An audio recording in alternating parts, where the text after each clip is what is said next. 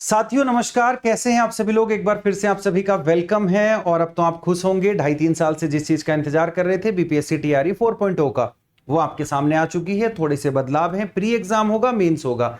इस वीडियो में हम जानेंगे कि प्री का क्या सिलेबस है, कौन कौन सी चीजें हमें पढ़नी है और किस तरह से हमें पढ़नी है, उस पर हम यहां पर बात करने वाले हैं। लेकिन उससे पहले मैं आप लोगों को बता दूं थोड़ी सी जानकारी। तो जानकारी यह है कि 1 सितंबर से आप लोगों के जो फॉर्म है वो फिलिंग होगी। उससे पहले आप ओटीआर कर लीजिएगा। ओटीआर की वीडियो मैं आप लोगों के लिए बना चुका हूं। और जो हमारी भर्ती है वो 32,388 है। ये हमारे टोटल पद हैं 1 से 5, 6 से 8, 9 से 10, 11, 12, मतलब सभी वर्गों में हमारी यहां पर वैकेंसी है। जो टीआरई होगा उसमें प्रारंभिक परीक्षा में आपकी जो है नेगेटिव मार्किंग भी है, क्योंकि अभी बात हम केवल प्री की कर रहे हैं। और जो हमारी प्रारंभिक परीक्षा है उससे कोई भी मतलब आपकी जो फाइनल मेरिट बनेगी, जो आपका सिलेक्शन होगा, ये मार्क्स आपके सिलेक्शन में नहीं जुड़ेंगे। यहां आपको मिनिमम 40% मार्क्स जरूर लाने हैं। और इसी के बिहाफ पर आप किस में पहुंचोगे, मेंस के एग्जाम में पहुंचोगे। मेंस में आप लोगों की जो है मेरिट वो प्री के जो नंबर है उन्हीं के बिहाफ पर आप लोगों की बनने वाली है। अगर हम यहां पे बात करेंगे, 5 ऑप्शन अब आपके कर दिए गए हैं, A B C D E, जिसमें आपके जो है A B C D E में कोई आंसर आपका एक होगा। ई ऑप्शन उन सभी साथियों के लिए, अगर आप किसी क्वेश्चन को छोड़ना चाहते हैं, किसी क्वेश्चन को आपने अटेम्प्ट नहीं करना है, तो फिर आपको ई ऑप्शन को प्रेस करना होगा। अगर आपने गलती से कोई भी ऑप्शन प्रेस नहीं किया, आपने खाली छोड़ दिया, आप आगे बढ़ गए, तो फिर आपका नेगेटिव हो जाएगा 1/3। तो मतलब आपको अगर नेगेटिव से बचना है और आपको प्रश्न नहीं आता है, तो फिर आपको ई प्रेस करना होगा। प्री है वो क्वालिफाइंग नेचर में है। चलिए सिलेबस पे हम बात कर लेते हैं। साथियों जब हम यहां पे बात करेंगे तो प्री एग्जाम का जो सिलेबस है वो सभी का हमारा यहां पर सेम है।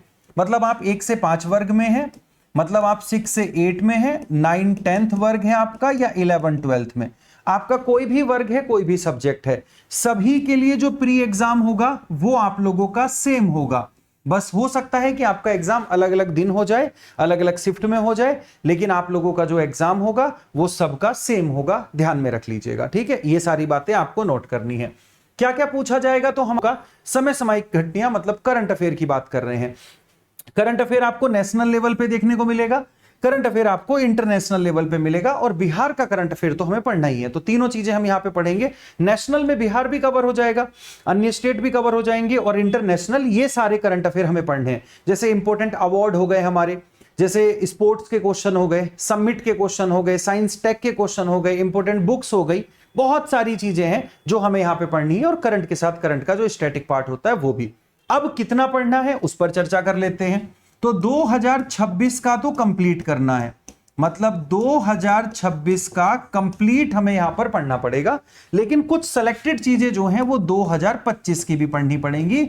2025 की मेजर इवेंट हमें पढ़ने पड़ेंगे। अब कहां से पढ़ें, अगर इसके बारे में बात करें तो कोई एक सिंगल मैगजीन नहीं है कि आप सोचो कि मैगजीन ले लेंगे, इधर उधर से वो बुक ले लेंगे, उसमें कंप्लीट कर लेंगे। नहीं, 2-4 क्वेश्चन हो जाएंगे जिसमें आप खुश भी रहोगे, लेकिन वो सब काम करना नहीं। हमें सारे क्वेश्चन करने हैं और जो है अप टू डेट करने हैं। तो ध्यान में रखिएगा कि डेली आपकी सुबह 9 बजे क्लास होती है, डेली सुबह 9 बजे क्लास होती है।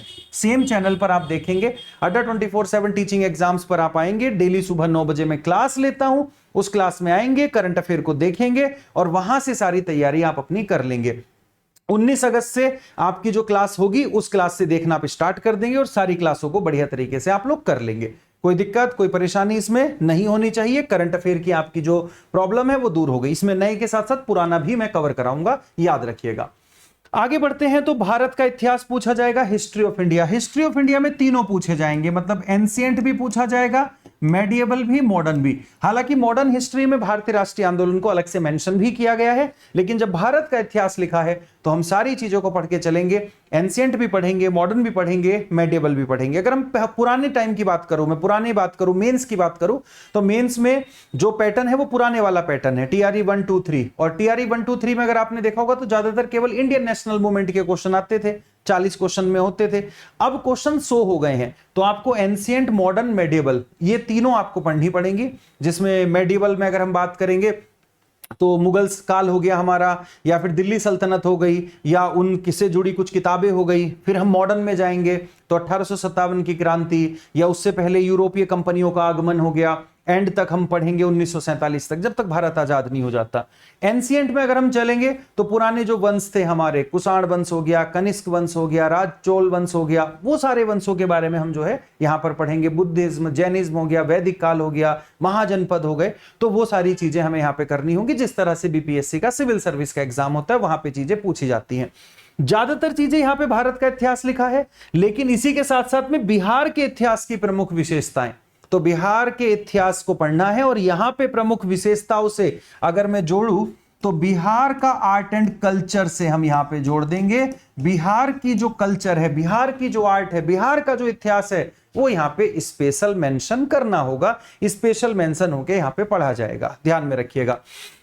सामान्य भूगोल मतलब हमारी जो जनरल ज्योग्राफी है, जनरल ज्योग्राफी में हमारी वही सारी चीजें, भारत की ज्योग्राफी, भाई भारत के खनिज भंडार हो गए, भारत की कृषि हो गई, भारत की अगर हम बात करेंगे एनवायरनमेंट हो गया, भारत की नदियां हो गई, हमारी सोलर सिस्टम हमारा हो गया। अगर मैं थोड़ा सा वर्ल्ड ज्योग्राफी की तरफ को जाऊं तो वो सारी चीजें हमें यहां पे पढ़नी होंगी। सामान्य ज्योग्राफी 6 to 10 तक की जो एनसीईआरटी एससीईआरटी है उनको आपका पूरा कवर करना, लेकिन उसके बाहर की भी कुछ चीजों को पढ़ना पड़ेगा।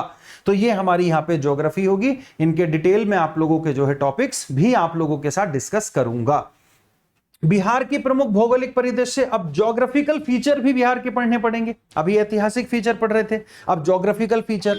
ज्योग्राफिकल फीचर में क्या हो जाएगा भाई, बिहार में जो है किस तरह के खनिज पाए जाते हैं, बिहार की कृषि कैसी है, बिहार की मिट्टी कैसी है, ठीक है ना, बिहार का जो पहाड़ी क्षेत्र है वो कहां पर है, कौन सी चीजें हैं उसके अंदर, बिहार में किस तरह की जो है अगर मैं बात करूंगा वनस्पति पाई जा रही है, किस तरह की मॉनसून है बिहार का, बिहार की वर्षा, वो सब चीजें अगर हम बात करेंगे तो ज्योग्राफिकल फीचर भी हम बिहार के पढ़ेंगे। इसी में बिहार की जनसंख्या भी आ जाएगी अगर याद रहेगा तो, बिहार के सेंसस वगैरह को भी हम यहां पर देखेंगे। भारत की महत्वपूर्ण नदियां, तो भारत की जितनी भी नदियां हैं, चाहे वो भारत की हिमालय नदियां हो या प्रायद्वीपीय भारत की नदियां हो, और स्पेशली बिहार की नदियां, तो बिहार की जितनी भी नदियां हैं, चाहे जो गंगा में नॉर्थ से मिलती हैं या गंगा में साउथ से मिलती हैं, या ये कह लीजिएगा कि गंगा की लेफ्ट है या गंगा की राइट है, तो वो सब नदियां हम जो है यहां पर पढ़ेंगे। स्पेशल मेंशन है ये टॉपिक आपका। भारत की राज्य व्यवस्था और अर्थव्यवस्था, देखो यहां पे भारत की राज्य व्यवस्था मतलब जो हम पॉलिटी पढ़ेंगे वो हम भारत की पढ़ेंगे।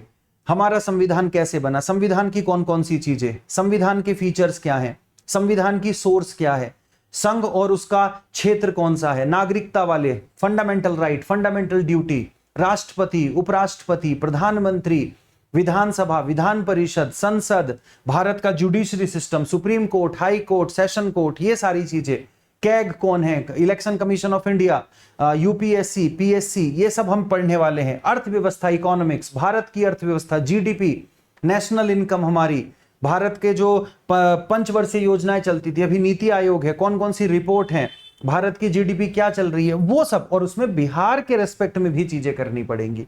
तो ये चीज हमें यहां पर ध्यान में रखनी है। इन पर मैं एक डिटेल टॉपिक वाइज भी बता दूंगा। भारत के राष्ट्रीय आंदोलन आईएनएम पहले भी आता था, इंडियन नेशनल मूवमेंट 1857 से शुरू हो जाएंगे, लगातार आगे को करते चले जाएंगे। 1857 हो गया, इंडियन नेशनल कांग्रेस हो गया, कांग्रेस से पहले बनी संस्थाएं हो गई, उसके बाद स्वदेशी आंदोलन हो गया, 1905 का हमारा अधिवेशन हो गया, सूरत अधिवेशन हो गया हमारा, उसके बाद लखनऊ समझौता हमारा आ जाएगा, खेड़ा आंदोलन आ जाएगा, या फिर चंपारण सत्याग्रह हमारा आ जाएगा, अहमदाबाद मिल स्ट्राइक हमारा आ जाएगा, असहयोग आंदोलन आ जाएगा, उससे पहले रोलेट एक्ट हमारा आ जाएगा। तो वो सारी चीजें हम पढ़ेंगे। फिर धीरे धीरे जब हम आगे बढ़ेंगे चोरा चोरी कांड आपका जुड़ जाएगा, उसके बाद थोड़ा थोड़ा आगे बढ़ेंगे तो सविनय विज्ञान आंदोलन पे पहुंच जाएंगे, उससे थोड़ा सा पहले जाएंगे साइमन कमीशन, नेहरू रिपोर्ट, ये सब चीजें हमारे पार्ट में है।